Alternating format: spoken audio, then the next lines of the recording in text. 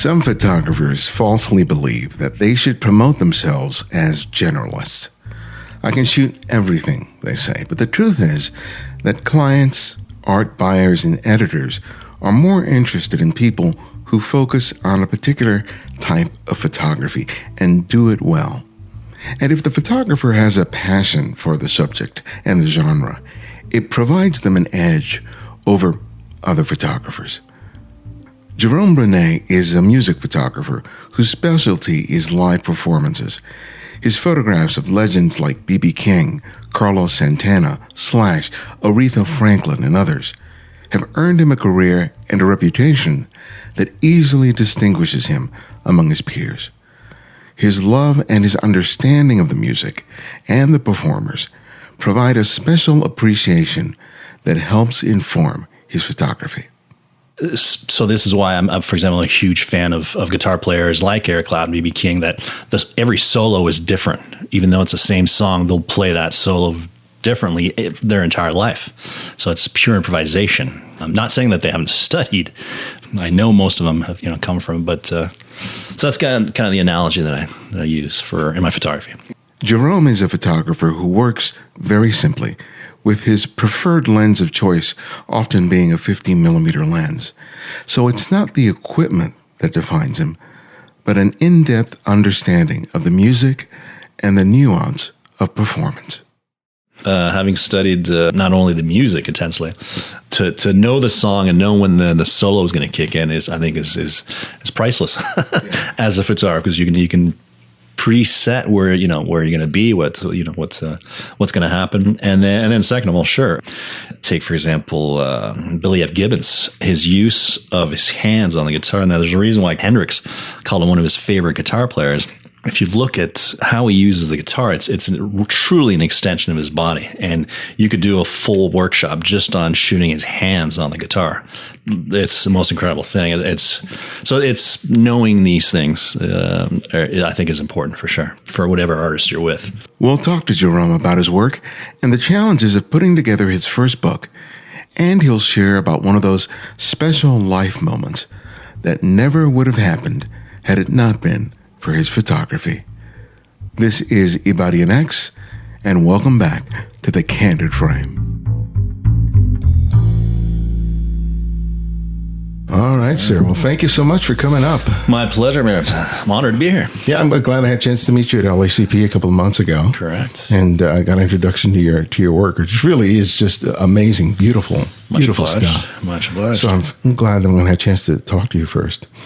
In reading about you, one of the things I learned was that your mom was a music teacher. Correct. So at the age of 4, you started playing the cello. Right.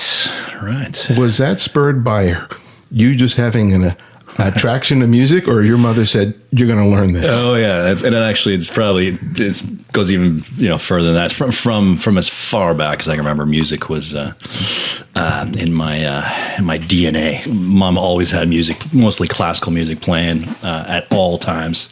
There wasn't really, any TV on.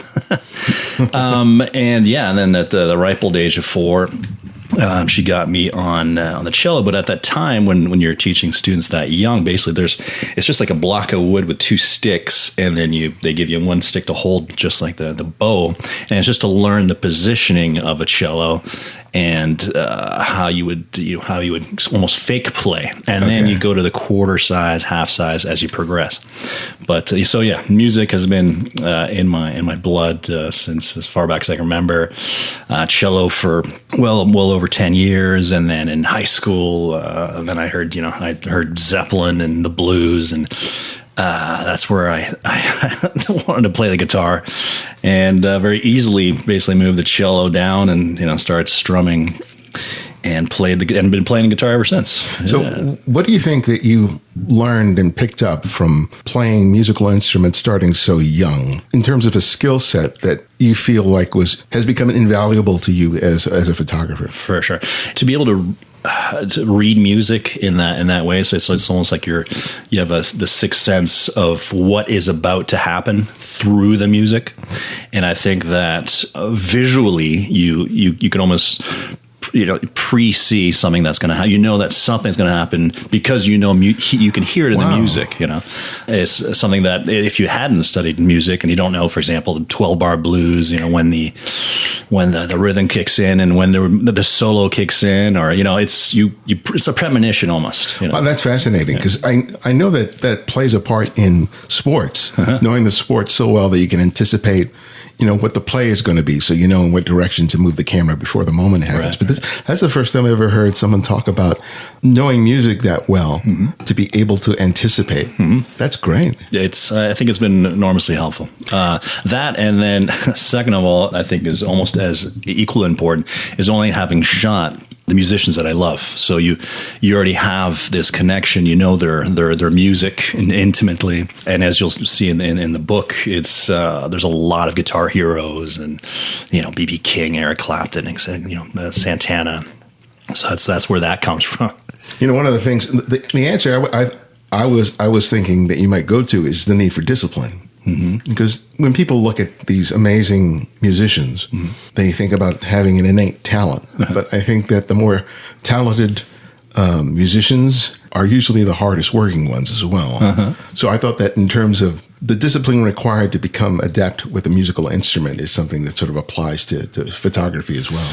I think in some ways, but I also believe, if I can make the analogy in music, like a blues musician that's improvising or a jazz musician that's improvising, you could study as much theory as you want, but to really create something magical, you have to just forget all that and let the unexpected. I think I've always been interested in photojournalism, and that's my base when it comes to photography. People, of course, like Cartier-Bresson, anybody that's from the Magnum agency, essentially, but where it's magical. You don't feel like it's been set up. It's just, I think that's the purest sense of photography. So this is why I'm, for example, a huge fan of guitar players like Eric Clapton, B.B. King, that every solo is different. Even though it's the same song, they'll play that solo differently their entire life. So it's pure improvisation. I'm not saying that they haven't studied. I'm sure they've, I know most of them have, come from, but so that's kind of the analogy that I use in my photography. In your early work as a photojournalist, one of them involved a ride-along that you did, and that you did a film, and that was sort of the catalyst for you finding opportunities in the music industry, which seemed kind of antithetical, but tell me about how that happened. True. So, as I mentioned, my background is in photojournalism, and when I was still studying in Paris, this is mid 90s, at a photography school called E.F.E.T. It's a 4-year photography specific college, and at that time, I was absolutely enamored by the Magnum agency, the early work from Cartier-Bresson, Robert Capa, etc. And the list is long, and one photographer in particular, Leonard Freed, an American photographer, that had shot this incredible documentary in New York, 70s, 80s of the police, the New York police force. And I was just absolutely enamored by this work. And I had this little photography book called the Photo Bush, and I'm not sure if they have that here, but anyway. So I've always at the time, always wanted to do something similar. And first thing I had done was in the south of Paris. So this was with a Vice squad. And I saw, murders, autopsies, etc. But I wasn't allowed to show faces. So it made it really difficult, especially being the first time and diving into this very, very dark world. So the second chance I had was towards the end of my college, 97, I believe. And I was in Texas, and I ran into a canine unit in El Paso, Texas, that opened up this entire world of police and the underworld, essentially. So, and I literally did a ride along for almost 7 months with this super, super nice cop. Anyways, he was kind enough to allow me to ride with him, mostly at night. And I had just one camera, a Leica M6 with a 35mm Summicron and a pocket full of Tri-X. There you go, the trio. And I just blindly went in with no set ideas. Whatever they would show me, I would shoot. So I ended up, shooting the jail downtown. I shot one of the largest heroin seizures, black tar heroin seizures. What else? Autopsies, murders. It was just incredible. And it was prior to 9/11. So there was a lot more access to the media than there is now. And I had asked the sheriff, can I Can I do this and that? And he's like, do you do whatever you want? So it was a wild experience. Was this all Dangerous. self-initiated? Totally, completely self-initiated. So how'd you gain the access? Again, I had just lucked on this one particular police officer, that canine unit, that said, yeah, you could follow me whenever you want. Now, mind you, they would make me sign release forms where basically it's like, if you get shot, blown up or whatever, we're not responsible. And they gave me a bulletproof vest, which I almost never wore because I almost felt like I was more in danger if I wore it. There's just this weird, I felt like the camera alone was sufficient to stay behind the danger, which I was completely ignorant of course. And someone saw the film that you did. So it was all still photography, and I showed that to Zuma Press, which is a photo agency here in California, and I just happened to get lucky where the owner of the agency was at the desk when the images were coming in, and he immediately signed me on when he saw the piece. So wow, yeah, it was 27 pictures total. Shot over a 7-month period. Yeah. And then from there, once I had a press credentials, somehow music, because I was in the Bay Area, and I think that's one of the main reasons that I started hitting the Fillmore and the all these incredible music locations, and I got completely hooked on the music. So, and I never went back to shooting law enforcement since then. But yeah, that was the step into professional music photography, which is kind of arbitrary, but yeah. When you sent your images into Zuma, were you doing that with the intention of trying to see if you could get signed? Or? Yeah, absolutely. Okay. Yeah. I was shopping. I mean, I was fresh out of college, and I was shopping for a professional outlet for my images. So you felt like this was the strongest body of work that you had at the time? Yeah, absolutely. That was it. Before that, it was just student work. That you hold dear, but there's nothing like, an in-depth thing that's completely out of your. Yeah. And I think work like that, not necessarily shooting crime and the behind the scenes of police activity, but I think anything that proves your ability to gain access is of value to a person who's going to be a photo editor or an art buyer. Because, there are so many people out there with a camera that can make a decent picture, but there are very few people out there who can create the circumstances to be able to make the photographs. Yeah. And I think that's a big part of music photography. Huge part. So even though you had the advantage of being with an agency early on, that doesn't mean you automatically get access. Nope. Absolutely. So tell me about those early struggles to gain access to the performers that you wanted. Took years to be able to, because you have to. It's not sufficient to be in a photo agency, and you have to then. You start building your network of not only bands. Bands are actually usually the last thing you get to meet in that thing. The first ones are the promoters. It'd be Live Nation, etc. And then you figure out who's handling PR at certain locations like the Fillmore, or whatever venues. And then you have band management. So there's all these different layers to get to that all access pass that is super rare, that is rarely given to anyone, where you have full access with a musician, and they just, the musician just knows you personally and allows you to shoot whatever you want.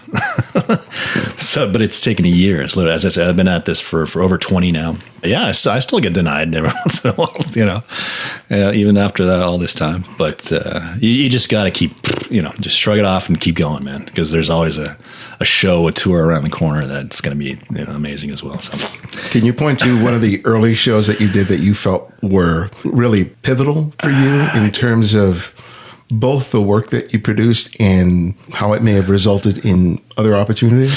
Well, the very first one, it's literally the very first shot in my book. I was still in college, I believe, and it was a blues festival in Paris, and the headliner was B.B. King. Now, I, at the time, did not have any press credentials or anything like that, and I figured that most likely my camera was going to be taken away, so I took this crappy little camera that it was a 35 mil and a roll of tracks inside, and went up to the front and sat next to the press and shot away, and nobody said anything. Yeah, that was really the first one that I had inside me, even though it was before the police project.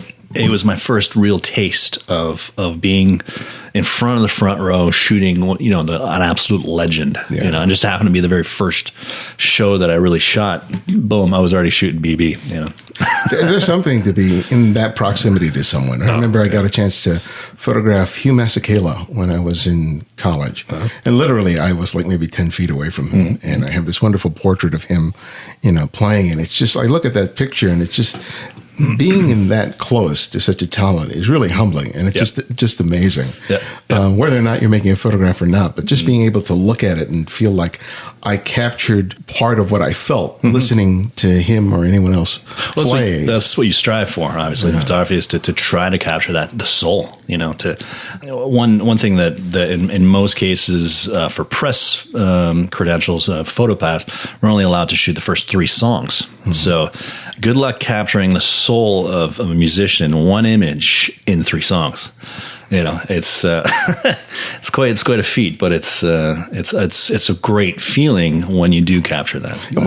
From the images that I've seen online and what I saw from browsing the book, was that I think are able to do that to a greater degree than some other photographers that I see who photograph the same genre. And you talked about earlier about being able to sort of anticipate because you just know the music. We're dealing with a visual medium, so we don't have the benefit of the sound. Right. We're just looking. So along with you being able to sort of anticipate where the music is going to go, what are you looking for that will help you to sort of translate what it feels like to be in that moment with a performer? That's a tough question. You try to you work with what you have. You have no. You're not allowed to touch any lighting, or you're not allowed to bring any lighting in. So it's what you see is what you get, and it's really up to you as a photographer to utilize the space that you're in. I love shooting like this. The name of the book, it's called Into the Light. Term in French, contre-jour. Where your subject is in between. A high light source. Yeah, and then just work your composition, work the lighting, but try to utilize those to give it feeling and soul, as if you can actually hear, the Santana's Latin soul, in a visual way. It's very hard to describe. For me, when I look at some of the pictures that I really like of yours, is that you capture the moment. And I think that a lot of other photographers, they're simply taking pictures, hoping then to get something good, which is hard for any type of photography because the moment is so fleeting, especially at a concert where you have someone who's either a drummer, guitar player, constantly or whatever, moving, or singer. They're constantly moving.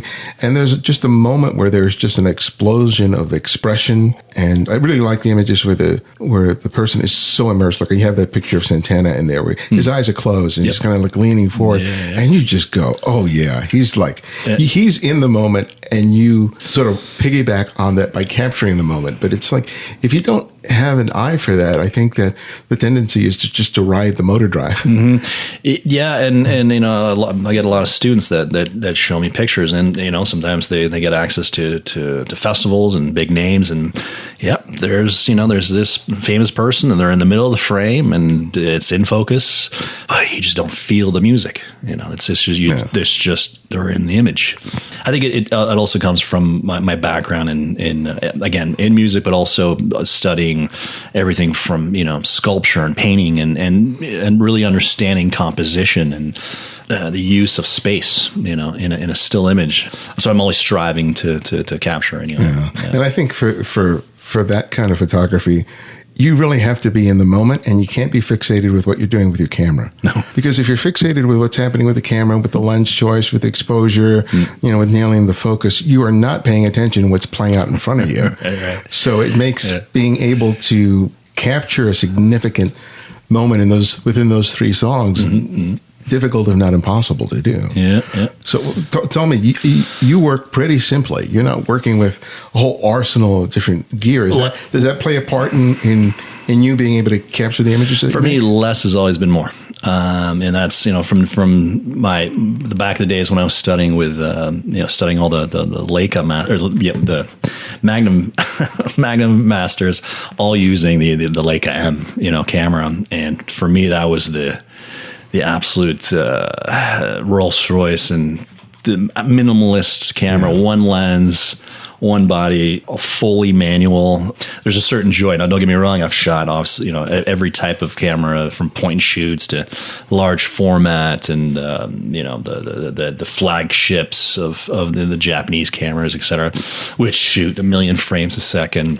For the most part, I've always shot in manual mode, but you wouldn't know whichever camera you're using, that if it's like second nature is very important. Of course, when you're in the pit and you only have 3 songs, as you say, you can't be fiddling about looking at your all the buttons or whatever. You have to be instinctively know what you're doing, just like a race car driver. He's concentrating on the road and not whatever. So what's the focal length that you favor when you're shooting? 50. If I can only have one, it'd be a 50.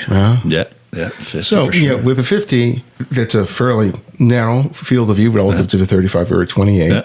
And so it's a fairly tight frame. So you really have to be on top of it. Yeah. But you're dealing with subjects that are not sitting still, that they're moving around. I mean, some of them may be at a mic or standing fairly fixed close to the stage, but still, you're jockeying with, I don't know how many other photographers in the pit. So anyway, 10 to 20 photographers, So you have to be fairly aggressive in terms of finding your position, or are you just locked into a position and you have to take what you get? I'm constantly moving. If I'm allowed to move around, I'll move around. I'll always try to get as close as I can. I just feel that you can just capture so much more energy the closer you are.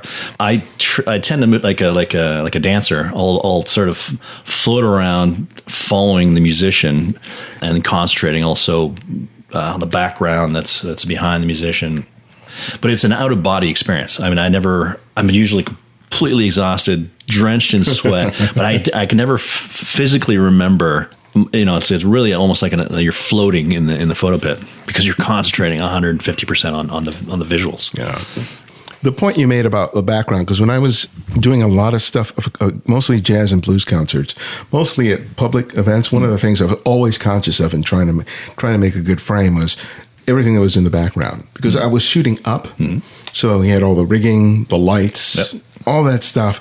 And for me, part of my effort to try and make a good photograph, capturing the moment was essential, but also I had to be aware of all that stuff that's in the background that can really sort of weaken a shot. So you talk about how you're aware of that when you're moving around, but can you talk a little more about the importance of being aware of things other than the performer? Yeah. Again, if I go back to the 3-song rule, I'll usually shoot, as wide as possible with the fairly large depth of field, so you can really get a gist of the stage and the lighting. And then as the second song, then I'll start bringing in the focal length and closing the aperture, so you're separating the musician regardless of what's in front or behind him. I'm kind of known for shooting a lot of, it's like live portraiture almost, the musicians, and those are all shot almost wide open, depending on which lens, but from usually 2.8 to f1.4 on the Summilux, so it's really close. Man, that is hard. Yeah. But it's oh my god, because I'm not shot with Leica regularly, and I always enjoy shooting with those cameras, but when you start shooting wide open like that, especially at a 50, the depth of field is so slim. So you must end up, getting a lot of shots that are almost. Yeah, well, it's at obviously at 1.4, you want to be able to stabilize your elbows, like on the stage. If you're lucky enough to have a stage that's just that's low enough, or you're be against the stage and try to block yourself. And if you don't have that, then you sometimes have to kind of wing it and bring up the f-stop to f4 and then shoot above your head. Yeah. You say a lot that you like to shoot, or you prefer to shoot musicians who you love. Oh, yes. So to me, that tells me that you know a lot in terms of how they perform when they're on stage. So does that give you an advantage then? Because you're basically just like a person who knows sports knows the stance of a pitcher and the body language. Sure. So does that help you as well? 100%. I think it's, having studied not only the music intensely, again, to know the song and know when the solo is going to kick in is priceless as a photographer, because you can preset where you're going to be, what's going to happen, and then second of all, sure, take for example Billy F. Gibbons, his use of his hands on the guitar. Now, there's a reason why Hendrix called him one of his favorite guitar players. If you look at his how he uses the guitar, it's truly an extension of his body, and you could do a full workshop just on shooting his hands on the guitar. It's the most incredible thing. It's knowing these things. I think is important for sure for whatever artist you're with. Yeah, because then, especially in a live performance, it's what they're doing with their body in combination with the instrument, which is like the thing that you don't get when you're just listening to them with cans or in your car is how this person sort of lives out their music. Yeah. And I was watching a singer today. I draw a blank on the name, but man, she was a blues singer. She was just like, it was all there. It was all there. And it was just beautiful, not only listening to her voice, but just seeing how she was investing herself in it.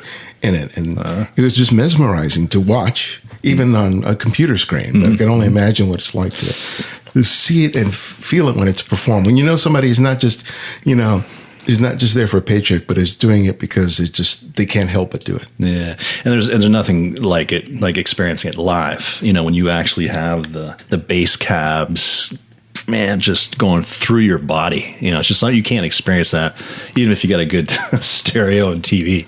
To be there live is, I just love being there. That's like my favorite spot. I remember telling one of the members of the Tedeschi Trucks band that my absolute favorite spot in the world is actually in the rear of the band between the two drummers. Just the most incredible thing, the sonically, visually, just, oh my God. I've only had the honor of doing that a couple times, but man, I'm just gleaming when I. So what do you protect your ears with? Well, funny enough, I hadn't used very much over the years, and it's only since I don't know, maybe the last 5 or 6 years that I started using just regular earplugs. I did get my ears checked recently, and somehow I got a clean bill of health, incredibly enough, because I remember a few times, for example, Motorhead.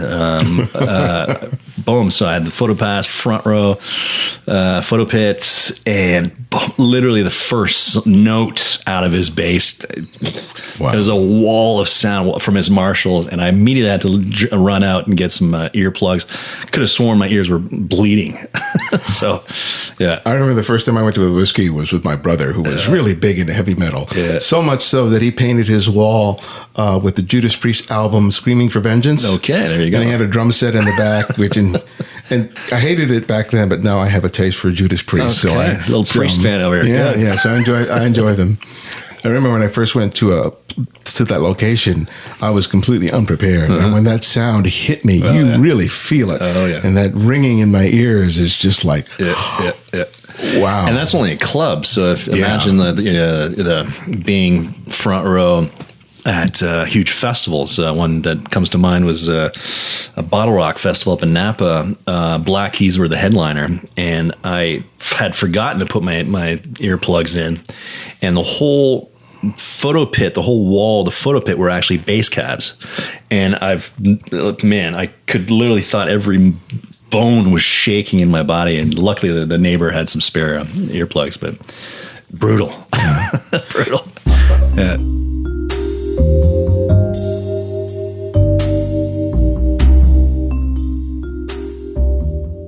Do you want to be the voice that introduces the show at the beginning of the episode?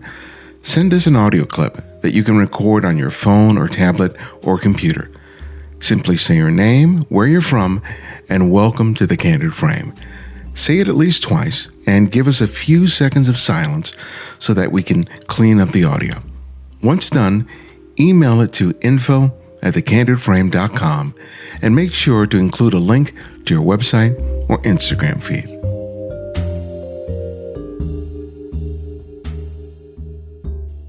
Help The Candid Frame to continue bringing you great conversations with some of the world's best photographers.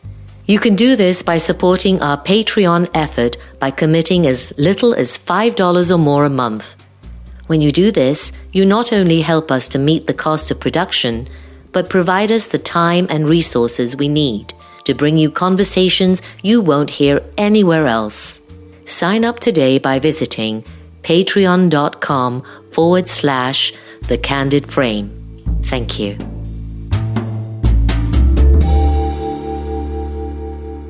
What are festivals like to photograph as opposed to, a concert venue, like say at the Nokia Center or wherever someone is performing?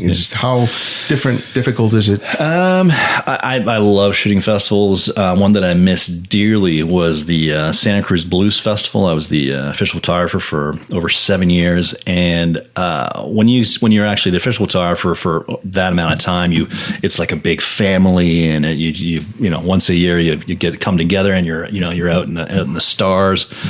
I prefer it personally over, an intimate club location. And everything's a little wider, everything's larger, you got more room to go around. It's a little more festive. I don't know, I guess in a way. Festival. Maybe that's why they call it a festival.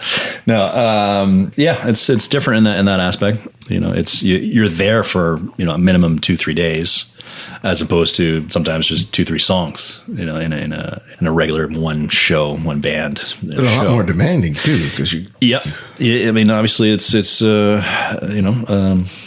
has pros and cons. Yeah, I mean, I love shooting both, but festivals are a lot of fun as well. Yeah.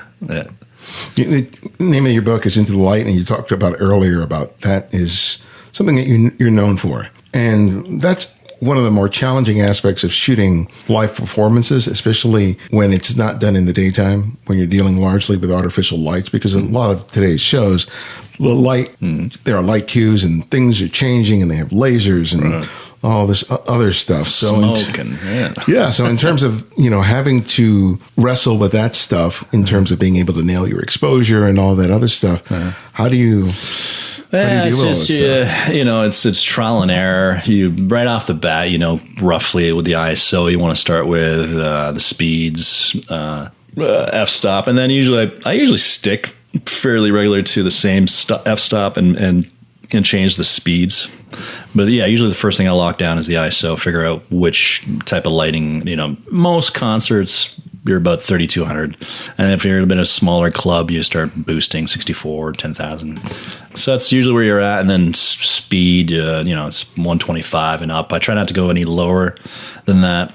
And then f-stop, usually, 2.8, 4 sometimes. Usually don't go any further than that. Okay. Yeah. So in terms of you making a living from your photography, you're working with an agency, so they're licensing the images. Correct. So is it largely editorial? Is it for like books? How does that whole part of the livelihood of being a photographer? Yeah, so I've been with Zuma since 2006, and through them I've been published internationally in all the big, Vanity Fair, Rolling Stone, all the music mags, guitar mags.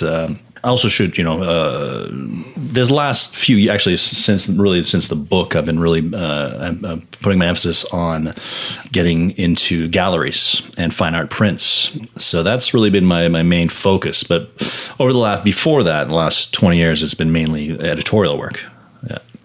So in terms of where the images end up, because editorial work, like in magazines, for example, they don't pay very much in terms of the usage. So in terms of you being able to make a living, how does that sort of work out? You're doing work outside of just shooting the concerts. I know you do some nonprofit work. Absolutely. Can you tell me about the variety of different things that you have to do in order to be a viable photographer? Yeah, I mean, don't be afraid to shoot corporate work. There's so many different things that you can utilize your photography for. Shooting with nonprofits, is another option. Had the pleasure of working with quite a few throughout the years. Yeah, it's a difficult thing. You don't want to get into this, especially in music photography, if you're thinking getting rich, striking rich. It's pure passion driven. I've just been very lucky. very, very lucky. But I think it also, you have to be enormously driven to continue, because you spend the first, man, I mean, as I said, I still get denied shows. But yeah, it's you learn to take all these no's and turn them into yeses. You just consistency, working on your artwork, and luck is nice to have as well. It's always fascinating to see where your images end up, whether it's a billboard or an album cover or something like that. It'd be very exciting. Yeah. But your image of B.B. King has ended up being tattooed on the bodies of a variety of different people. I was looking at Instagram. Yeah. What? I mean, talk about, everyone wants to have an iconic image, right? And that seems to be the one for you. But to see that translated onto someone's flesh, that's surreal. It's probably one of the most humbling things I've seen, that the image it resonates with people around the world to the extent where they're willing to slap it on their flesh for life. It's an honor, and it's humbling, and never thought I'd see that. Never thought I'd see it. So and every once in a while somebody will shoot me. Oh, here's one in Portugal, and here's one, whatever. Better than the next girlfriend's name. Right, yeah. There you go. Did you know that was as special an image as it's ended up being when you took it? Or so not a lot of people know this. Actually, a horizontal shot, and I do all my editing on a fairly large screen. And every once in a while, just out of being used to doing it, I'll very quickly sort of do a crop. Close one eye and do a vertical crop. It just takes a second, but you immediately know if it's more powerful or not by doing that. And I did that with that one, immediately cropped it vertical, and everything just went into place. Sort of applied a sort of a black and white with a bit of red filter to it, and there it was. I mean, I certainly wasn't thinking, oh, this is for sure tattoos everywhere. But I thought, no, this is a decent cover shot. Yeah. Well, it's interesting. Just making that choice to just try it vertically. All of a sudden, the image that you've been looking at, that you've been familiar with, changes. All of a sudden, it just becomes something completely different. Yeah. I have no qualms with cropping if it enhances the image. It's always a real pleasure when you just nail it right in camera. Yeah. But man, if you can make the image stronger by cropping, I think I'm all for it. Yeah. Tell me about, because we're talking a lot about photography and about making the photograph, but so much about being a professional photographer is all the other stuff that you have to do. So tell me about one of the things that you really disliked doing, but that you had to learn to do in order to be able to do this. Well, I mean, the editing. I mean, let's say after a 3-day festival, I'm looking at whatever, man, 20,000 images. Oh my God. Easy. And I've shot 500,000 over the last 20. And the book is literally a full edit down to, I think, 150 images from 500,000. Now, of course, I've been editing over the last 20 years, but it's the sleepless nights editing, thousands and thousands and thousands, and each frame is, just ever so slightly different. Usually what I do is I do a full edit of, okay, is there any pictures of my feet? It's like some guy picking his nose. So that's the first edit. And then the second edit is super tight to only choosing, the pearls. But it's hours, days of editing, especially after a festival. So, but what's the turnaround that you have to do? Because you're doing a festival and you're trying to get this stuff published in editorials. So in terms of you being able, we're talking about one thing in terms of editing images for the purpose of a book, which is sort of a long gestation period, right? But when you're working for an agency, it's like, get those pictures out as soon as you can. So how does that work? Yeah. Shooting music, for festivals, sometimes they have photo editors on site, so you can just give them the card, and that's always nice. But I've always been pretty adamant of doing everything myself to giving what I consider the best work that I can do. And over the years, people have been very, allowing me to do that, not expecting images within the hour. I've never worked that way. I mean, even though the agency I'm with is technically a wire agency, Yeah, they're not expecting drums photography within the hour. Even though that's knowing that I could have gotten published quicker or more. That's never been the essence for me. I mean, for me, it's about getting the right image out, not just something that's in focus. I have no interest in that whatsoever. Yeah. Most of the pictures that we've been talking about are stuff that you shoot in the pit.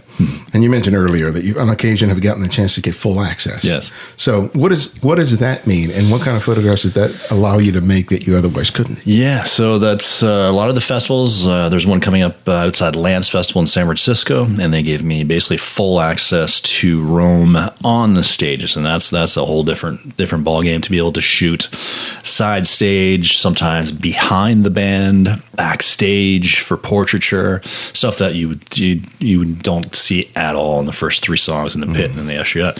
So that's an incredible thing to be able to document, is that aspect, because you see the whole, the people setting up the stage. You get to, you get to mingle with the musicians and shoot portraits of them. It's it's a great feeling. It's a lot more rare to have, but when you have musicians like I have Steve Miller, who wrote the foreword to my book. It basically just gives you full access because he trusts you as a photographer, as an artist, and gives you carte blanche to shoot whatever you'd like. Yeah, and the way you met him was in the pit.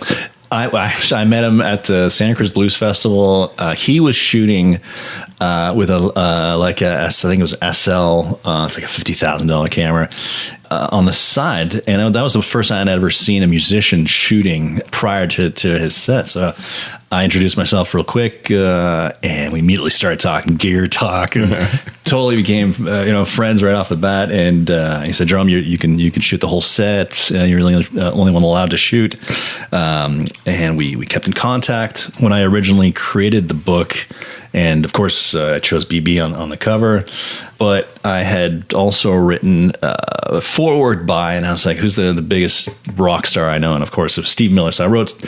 And forward by Steve Miller, thinking it was never going to happen, and but sure enough, after I was like, I emailed him, and sure enough, he emailed me back saying, "No problem, I'll do the forward." So that's that, and we've been friends ever since. So let's talk about the creation of the book, because I think every photographer dreams about putting together a book. Right. The publishing industry has changed a lot in my lifetime alone, where it's not as easy a thing to do as people would like to think it was, if it ever was easy.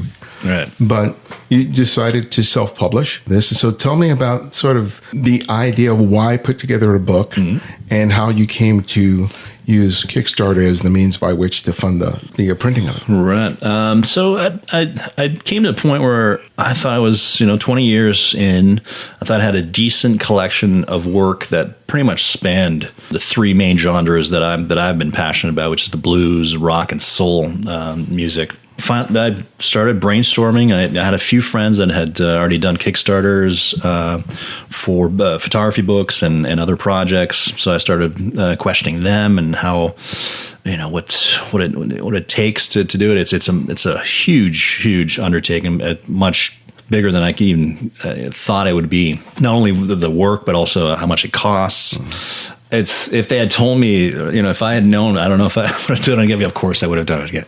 But it's just incredible amount of work. Anyway, so yeah, I thought, okay, well, there's the only way I can actually afford to do this is by going via Kickstarter. And there's also what's the other Indiegogo. Yeah. But I felt that the Kickstarter was the best way to go because it's all or nothing. It was a great way to see for myself, was my work good enough to be produced in a book? And I think by doing that, you really drop your pants and go, all right, here it is, man. So yeah, I did a full month and managed to raise right up to the last minute $30,000 to do to do the book.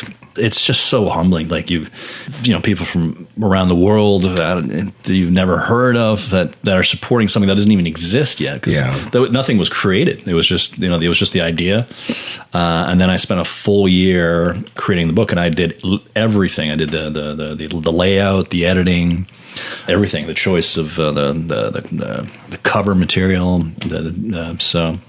Yeah, it was, well, the big thing about having a successful Kickstarter is getting the word out. And that becomes a job unto itself, because you have to be out there, every day, and not being shy about asking over and over and over and over again, hey, you've been thinking about it. Let's do this. Press the button. And I can imagine, you're at moments you're afraid you're going to be losing friends over this. But in terms of just that part of it, because just putting something up on the internet and saying, "Hey, I'm taking money for this," doesn't do anything. Talk to me about, we're using newsletters, phone calls, exactly. What were all the different things you used? I did it all. I mean, and as I said, I had a few friends that had done some Kickstarters, so I already had a general idea. I had, work on a really decent video. That's one of the main things you want at your Kickstarter is that kick-ass 1 minute, 30-second video that explains it all. So I got very lucky to get that done correctly.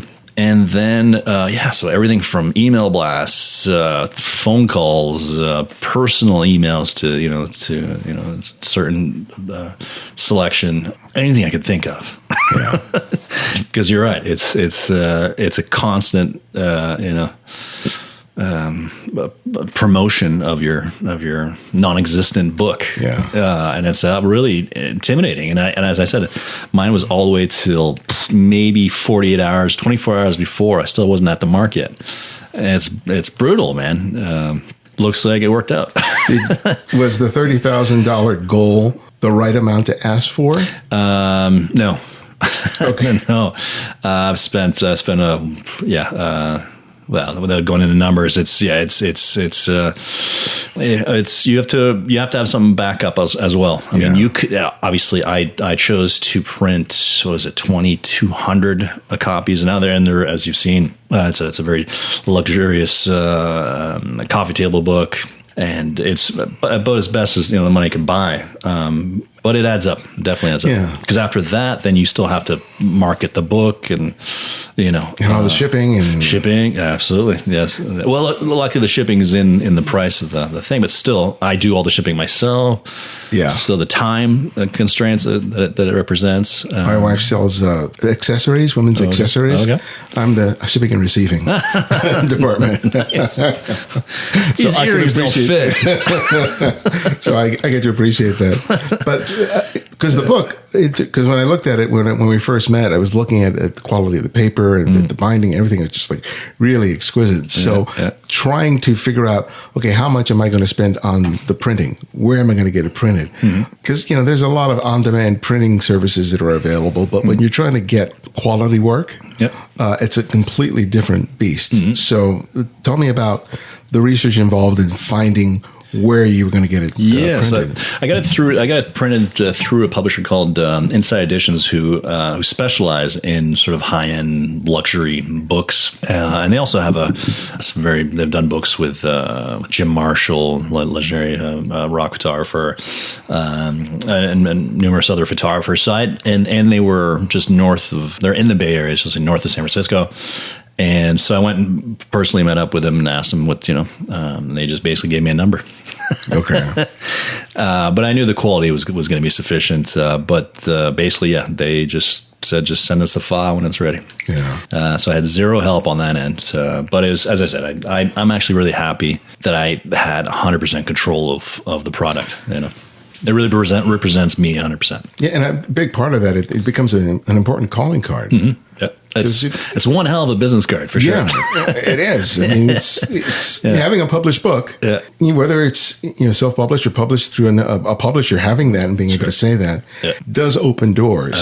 You said earlier that you are trying to enter the fine art print world. Mm-hmm. So is the book being used as the means of being able to gain access to those people? Absolutely. I'm on the 6th or 7th gallery now around the world, from Japan to Paris.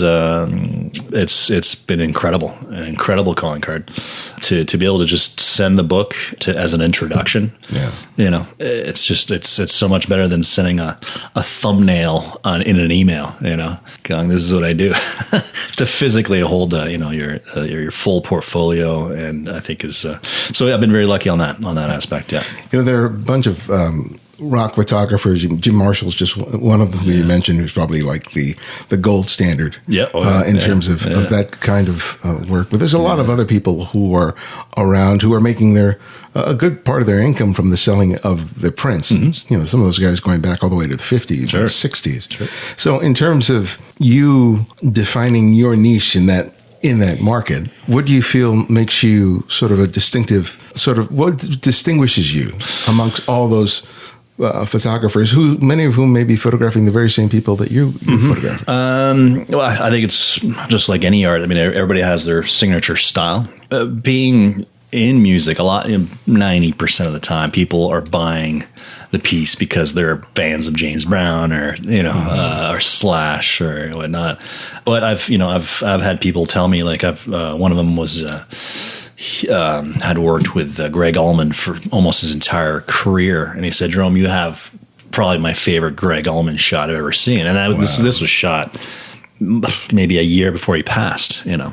So I've just been enormously lucky in that aspect, and I think. And I hope people, see myself from how I capture the soul of the musician, strong enough for them to warrant to buy a print and put it on their living room. So it's hard to describe why they would pick mine over another. Yeah. Even though like most of my work is from the masters, from the rock guys, from Zeppelin, Floyd, Rolling Stone, but I've captured them circa 2000 and up. Right. But I guess it's just again the people enjoying my style of work, I guess. Yeah.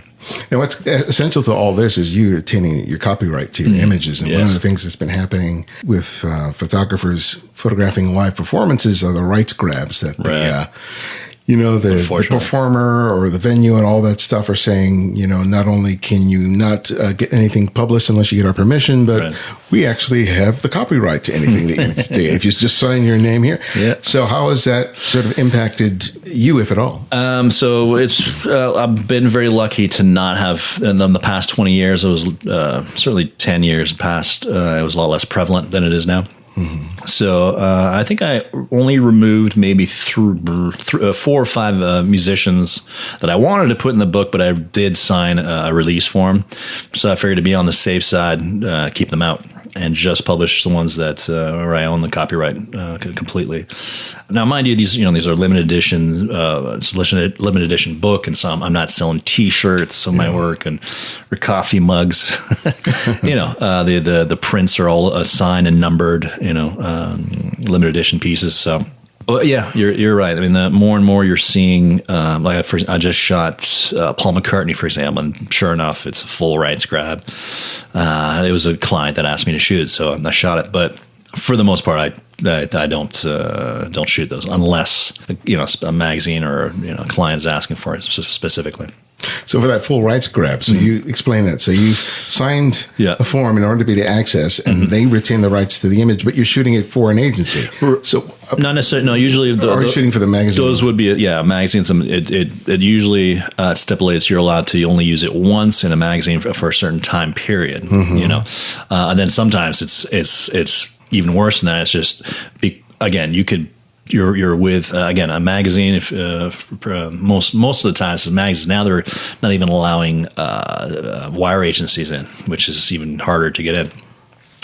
But some of these right grabs have all right. So you're allowed to use the shot once in this thing for X amount of time, and we own your shots. Okay, we can use them forever. For anything we'd like, and those are brutal to see because it's almost like what's the point of being there, man? But a lot of people sign those things just to have access. Yeah, and that's unfortunate because you have all these kids that are they're just starting off and they'll sign anything just to say that they were there in the pit and then to show on their Instagram a picture of whatever rapper or whatever. So yeah, it's an unfortunate. You've gotten to know a lot of performers. Mm-hmm. You mentioned Steve Miller earlier, and so you've had a chance to not only photograph these people but spend time with them. Yes. Give me a story that your best pinch me moment when you weren't photographing. You were just hanging out, and then you just kind of realized where you were and who you were with, and you were just like, wow. Yeah, well, very, very recently, I was invited to dinner at Steve's place with his wife, and we have this lovely dinner. Just walking into, rock god alone is pinch me moment. We finish our lovely meal, and then Steve goes, let's go upstairs and jam. Let's go smoke a cigar and jam. Oh, wow. So there I was across from him on the couch. He hands over an acoustic guitar, and there I was. I mean, I'm trying to play fairly well because I'm trying, and we're just doing like 12-bar blues, nothing fancy, but I'm really concentrating on making sure that I'm actually holding the rhythm down. But every once in a while I would look up and there's like, fuck, there's Steve Miller, man, like right in front of me, and excuse my French, but yeah, that was a recent pinch me moment for sure. I love this show has provided me several of those moments, and it's just like I just step out of my body and just go, oh my god, who am I sitting with here? So that's very cool. Incredible. All right, well, my last question that I ask each guest is I ask them to recommend another photographer for our listeners to discover and explore on their own, and it can be anyone, someone you've long admired or someone you've recently discovered. Well, one book that I've always considered. Now, I always bring out Cartier-Bresson. I was literally at the Leica Gallery yesterday, where my book is for sale in Los Angeles, next to his book, L'Instant Décisif, Decisive Moment. But I was also going to say my first real, what I thought was the end-all, be-all, was Sebastião Salgado's Workers book. That, for me, is the Bible, man, when it comes to photography at its purest. It's very obviously a lot of social, very difficult images to look at. But man, if you want to study photography, just, spend a weekend just in that book right there. It's called Workers.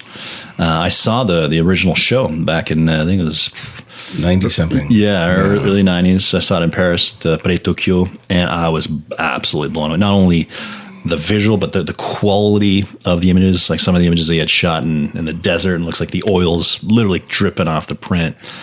I was just enamored. And at that time, I was like, this is all I want to do. I want to like with Tri-X and do social work. Wow. That's what, that was the first ignition for me. I met him during the exhibit in San Francisco. Nice. So he was there, and it was like, wow. Yeah. And to see those prints, like you said, it is a jaw-dropping experience. And I finally got around to watching the documentary. Nice. It's a new one, Salt. Which is great. So people listening have not caught that documentary. It's very worth watching. It's called Salt and Air, maybe something like that. Yeah, something. Salt was definitely in the title. Okay. I'll put it in the show notes once I find it. Yeah. But Jérôme, thank you so much. Thank you so much, man. The honor's all mine.